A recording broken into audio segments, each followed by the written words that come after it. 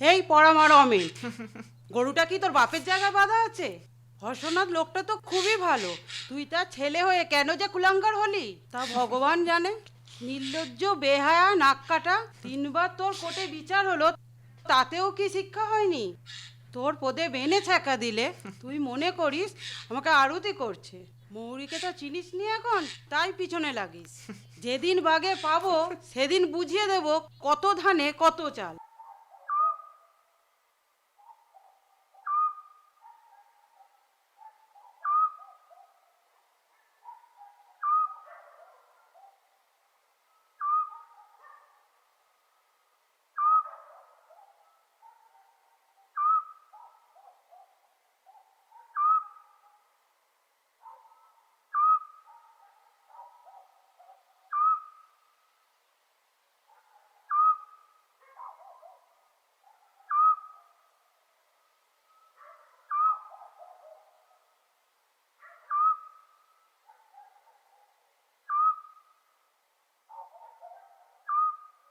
কে কে ওখানে? রমেন, তুই? ওগো, কে কোথায় আছো? এসো গো। রমেন আমার বাগানের কি সর্বনাশ করে দিল। পরামা, গুলাম, এত লোকের মরণ হয়, তোর মরণ হয় না? দাঁড়া, মুখ পড়ো, যেটিয়ে তোর বীজ ছেড়ে দেবো। অলা উঠা হয়ে মরবি পরামা, তোর মুখে আগুন দেবো গুলাম। মা বাপ যে কোন নক্ষত্রে জন্ম দিয়েছিল কে জানে। কত সাধ করে গতর খাটিয়ে এই বাগানটাকে বড় করলাম, কি সর্বনাশটাই না করলো। তোর গতরে চরকা পড়বে। জবর অভিশাপ কোনোদিনও মিথ্যে হবে না, এই আমি বলে রাখলুম।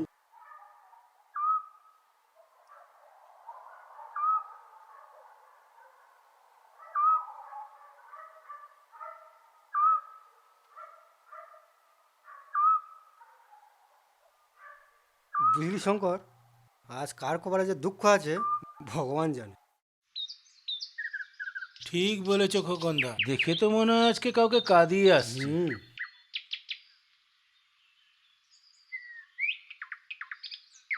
তা থেকে আসছো বাবা রমেন? তোমার পাকা ধানে মই দিয়ে আসছি। তা এখন কোথায় যাচ্ছ বাছাধন? এখন তোমার পাকা ধানে মই দিতে যাচ্ছি।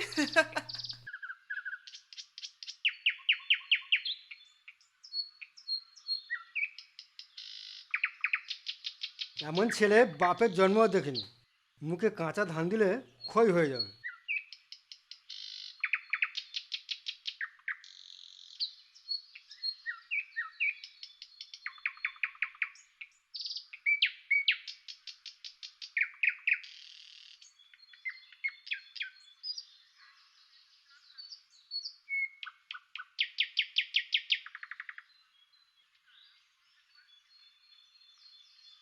রাজীব, আমি খেলবো। না না, তোমাকে নেব না। নিবি না মানে? আমি খেলবোই। তুমি স্কুলে যাও না, সারাদিন টোটো করে ঘুরে বেড়াও, লোকের এটা ওটা চুরি করো, তুমি একটা বাজে ছেলে। আমি বাজে ছেলে? তবে রে। আহ আহ আহ আহ আহ আহ আহ আহ।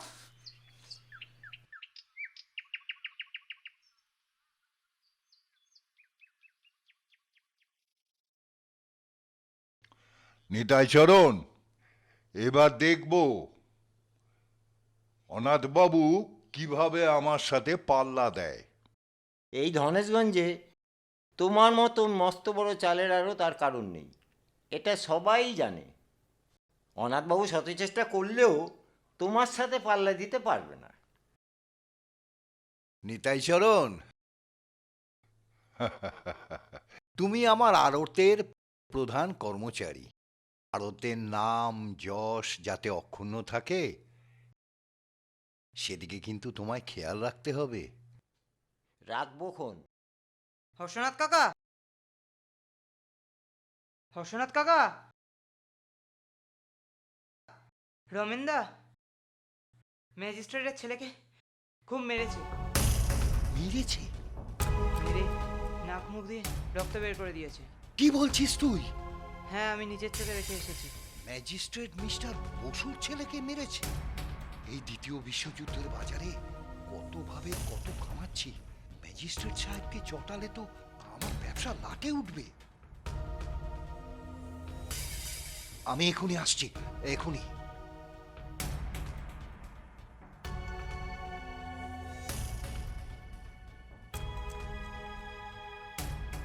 রমেন, এই রমেন, রমেন, রমেন!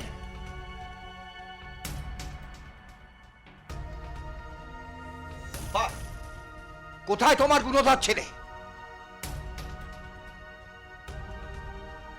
ঘরে। তাহলে নিশ্চয়ই ওর কুকীর্তির কথা শুনেছ, হ্যাঁ?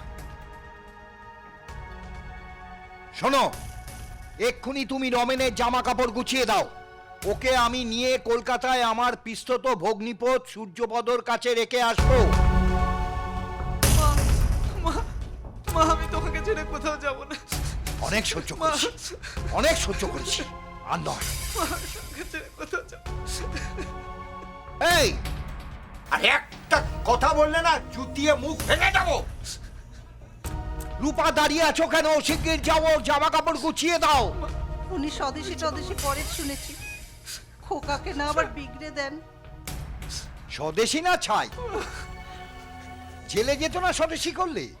ওসব টাকা উপায়ের একটা ফিকি। ওই ছেলেদের নিয়ে দল টল সমিতি টমিতি করে চাঁদা তোলবার জন্য। আরে বাবা, মাস্টারিতে কি কারুর পেট চলে? রূপা দাঁড়িয়ে থেকো না, যাও তাড়াতাড়ি যাও তুমি। আর নয়, অনেক অনেক সহ্য করেছি আমি। লোকের অনেক কথা আমি শুনেছি, আর নয়। তাড়াতাড়ি করো, তাড়াতাড়ি।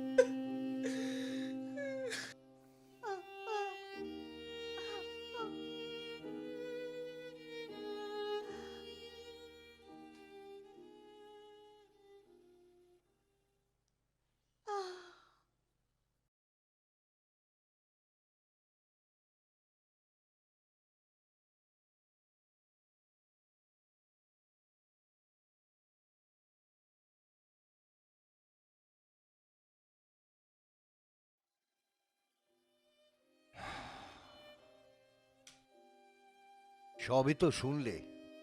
ছেলেটাকে তোমায় মানুষ করে দিতে হবে ভাই, শুধরে দিতে হবে। দেব, ছেলেকে তোমার মানুষ করে দেব। তবে আমার একটা শর্ত আছে। কি শর্ত? 1 বছরের মধ্যে রমেনকে ধনেশগঞ্জে যাওয়া চলবে না, আর সরাসরি রমেনকে টাকা পাঠানো চলবে না। ঠিক আছে, রমেনের খরচা নিয়ে তুমি চিন্তা করো না, আমি প্রতি মাসে 50 টাকা করে পাঠিয়ে দেব। আমি গরিব মাস্টার, তোমার ছেলের খরচ চালাবার মতো ক্ষমতা আমার নেই, কিন্তু 25 টাকার বেশি খরচও লাগবে না।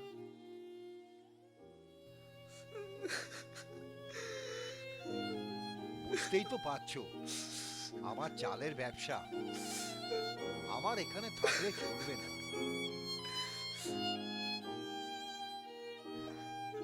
ঠিক আছে, সাবধানে যেও। আসি। বাবা, বাবা, বাবা, বাবা।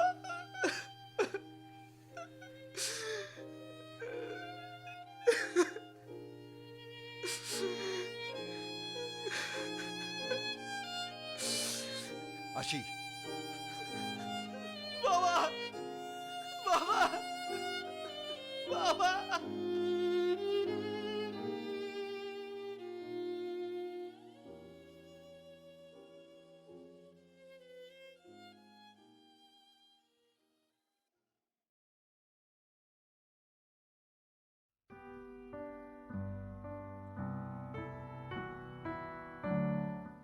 এ মাসে যে খোকার জন্য 50 টাকা পাঠিয়েছিলে, তার 25 টাকা ফেরত এসেছে। না, লোকটি সত্যিই ভালো, ছেলেটাকে শুধরে দিতে পারবে বলে মনে হয়।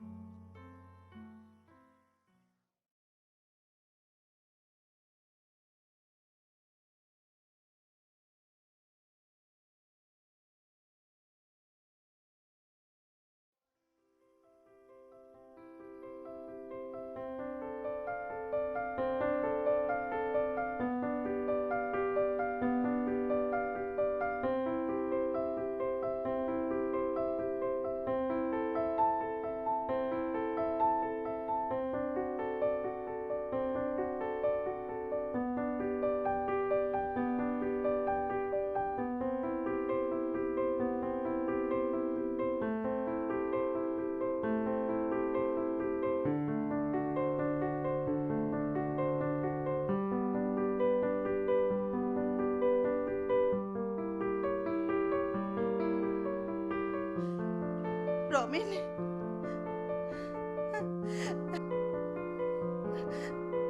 মা, ভালো আছো? বাবা ভালো আছো?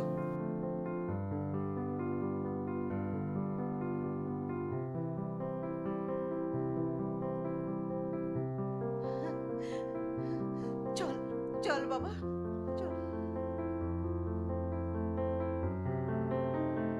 চল। হ্যাঁ চলো।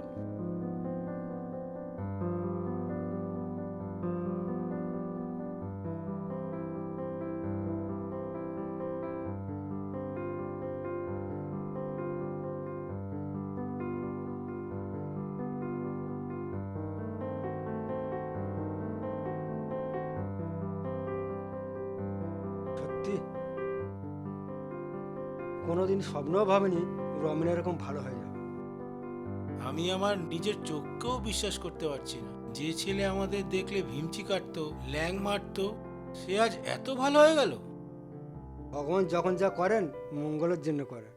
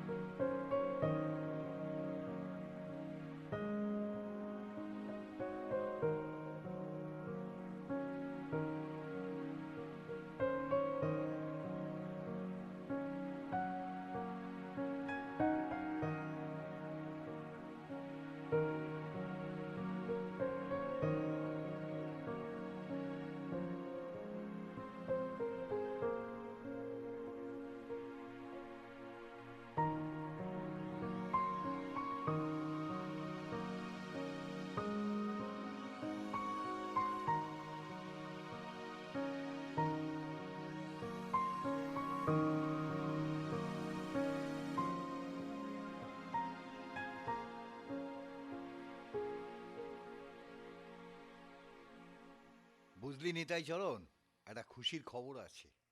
কি খবর? দ্বিতীয় বিশ্বযুদ্ধের পর আমাদের দেশ স্বাধীন হবে। তোমায় কে বললো? এই যে দ্বিতীয় বিশ্বযুদ্ধ চলছে, প্রথম বিশ্বযুদ্ধের চেয়েও ভয়ঙ্কর।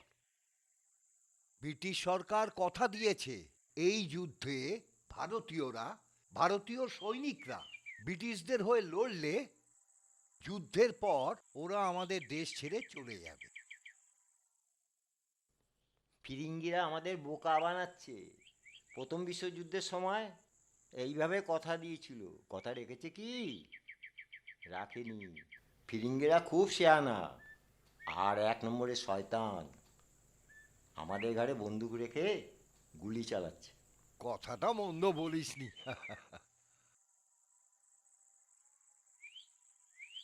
আর হ্যাঁ, বাজারে চাল ডাল শাক সবজি কিছুই পাওয়া যাচ্ছে না, সব সৈনিকদের জন্য নিয়ে যাচ্ছে। আর এই যুদ্ধ যে কবে শেষ হবে তার কোনো ঠিক নেই। আমি টুক করে খেয়ে চলে আসব। কড়া নজর রাখবি, কাউকে ঢুকতে দিবি না। ঠিক আছে।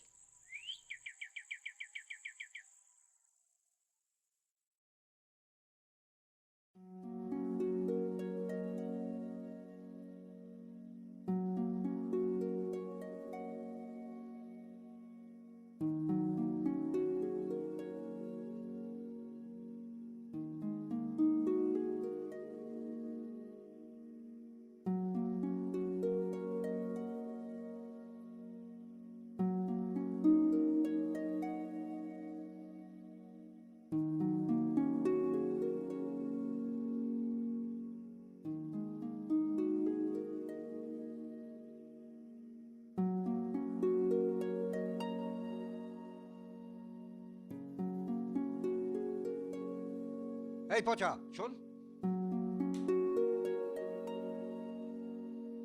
রমেনকে বল আমি ডাকছি। আচ্ছা।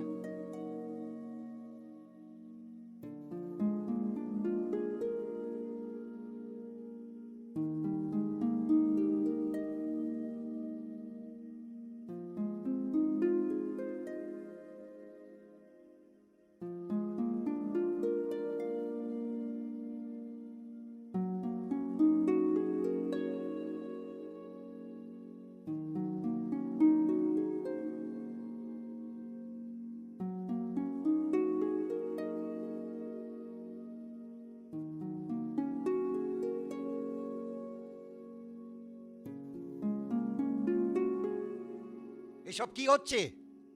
ওদের খাওয়াচ্ছি বাবা। কত হিসাব করে খাওয়াতে হচ্ছে জানো? কতদিন ধরে খায়নি ওরা। বেশি খেলে মরবে, তা কি বোঝে বেটারা? সবাই চেঁচাচ্ছে, আরো দাও আরো দাও, সামলানো দায়। চাল ডাল সব পেলি কোথায়? ওই তো মা দিয়েছে। আহা, আবদার ধরেছে, খাওয়াক না। সবাই আশীর্বাদ করবে, ভালো হবে। ভালো হওয়াচ্ছি। গুদাম ঘরের চাবি কোথায়?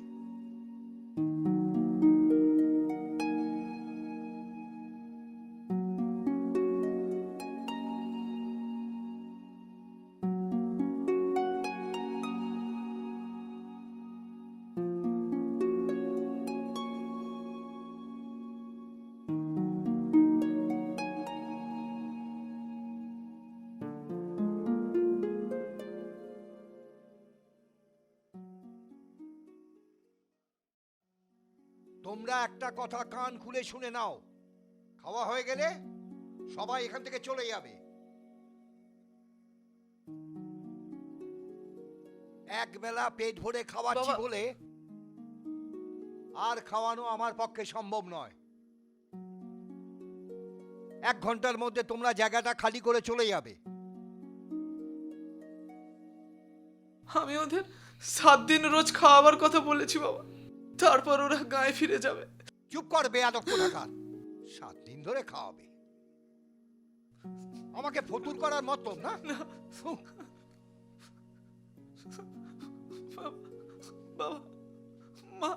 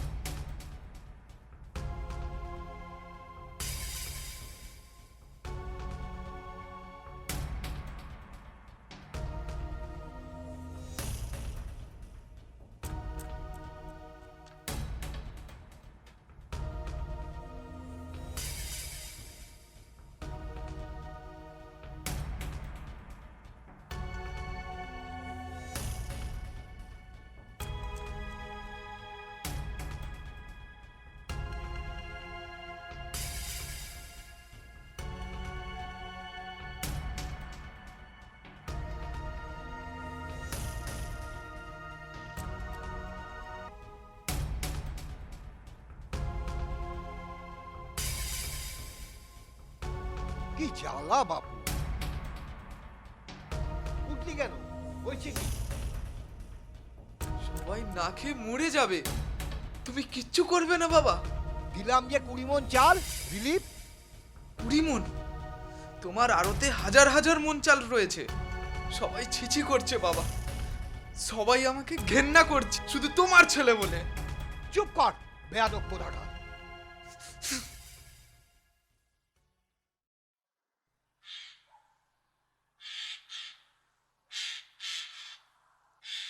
আজ 2 দিন হয়ে গেল, ছেলেটার পাত্তাই নেই। কোথায় আছে, কি খাচ্ছে, ভগবানই জানে।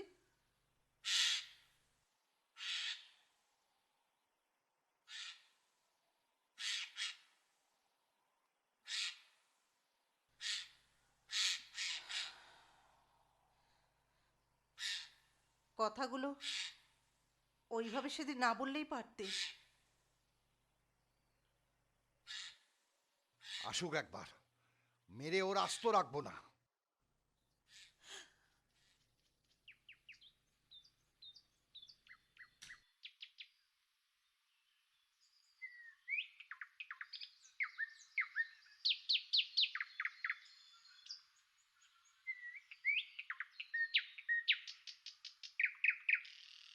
কোথায় গিয়েছিলি না বলে?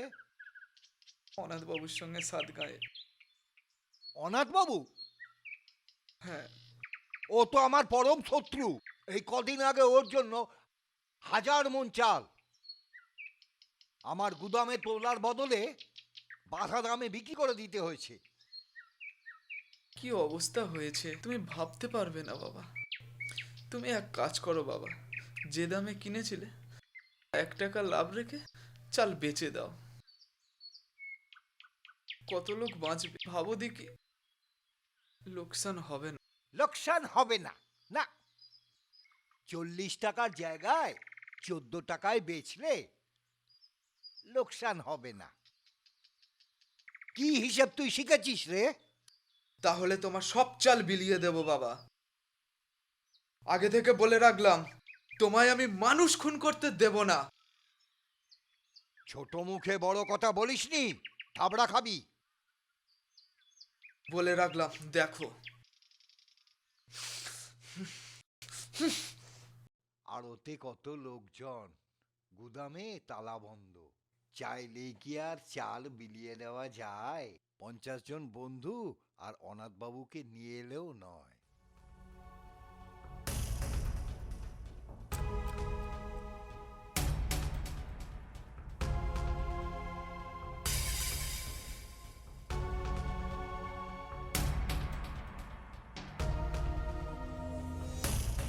তাই আমি ব্যবসার কাজে 3 দিনের জন্য শহরে যাচ্ছি। আর ওতে 24 ঘন্টা কড়া নজর রাখবি। গায়ে মহামারী দেখা দিয়েছে, মানুষ না খেতে পেয়ে মরে যাচ্ছে। অভুক্ত মানুষ চাল ডালের জন্য আড়তে এসে ঝামেলা করতে পারে, সেদিকে কিন্তু খেয়াল রাখবি। আর হ্যাঁ, আমার ছেলে রমেন এসে গোলমাল করলে ভালো করে শাসাবি। আর অনাথ এসে হাঙ্গামা করলে সোজা পুলিশ ডেকে ধরিয়ে দিবি। একবার থানাটাও ঘুরে যাব। অনাথ কিভাবে আমার ছেলের মাথা বিগড়ে দেওয়ার চেষ্টা করছে সে কথা দারোগা বাবুকে জানিয়ে রাখা ভালো। নিতাই, নিতাই, তুই আমার খুব বিশ্বস্ত প্রধান কর্মচারী, তাই তোর ওপরে ভরসা করেই যাচ্ছি। তুমি নিশ্চিন্তে যাও।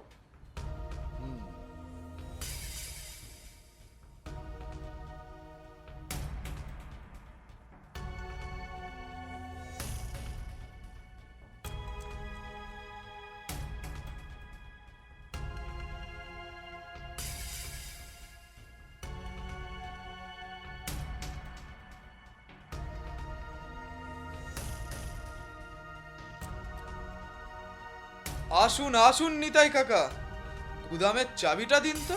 চাবি আমি কোথায় পাবো? চাবি তোমার বাবার কাছে। তাহলে ওখানে গিয়ে বসুন, তালা ভাঙতে হবে।